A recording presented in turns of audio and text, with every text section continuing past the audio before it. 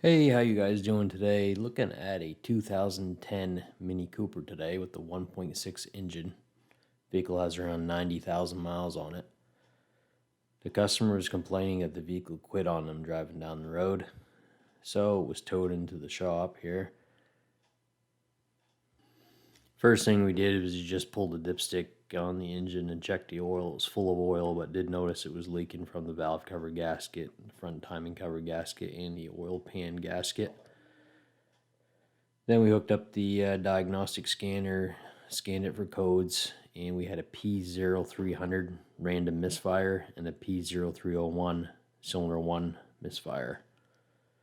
Went ahead and swapped the coils and didn't change anything. So pulled the plug on cylinder 1 and noticed it was, you can see how it's oil fouled here. It's got some ash deposits on it and kind of like whitish brownish. You can see how it's encrusted on the electrode and the isolator. So most likely leading to that misfire. Went ahead and put the borescope down in cylinder 1, see if we can see what was going on in there. Also, if you guys need an inexpensive borescope, 20 to 30 bucks on Amazon, I'll leave the link in the bottom of the description. It's one of the ones I use. It actually works a lot better than my $600 Snap-on one. And it goes right to your phone, and you guys can snap photos and snap videos if you need to. So going back to that cylinder 1, you can see we definitely have a piston ring issue here, worn rings. You can see all the oil in the cylinder. So this thing's most likely has been burning oil for a while. Took a look at the tailpipe too. You can see how it's all, there's a bunch of soot on the tailpipe. So it's definitely, we definitely have an oil burner here.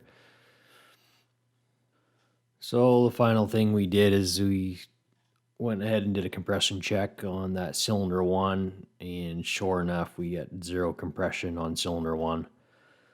So this vehicle, you know, having 90,000 miles on it, it's most likely as far as we're going to go is diagnostics on it. There's no sense of tearing this down. Most likely know that's got worn piston rings, cylinder 1.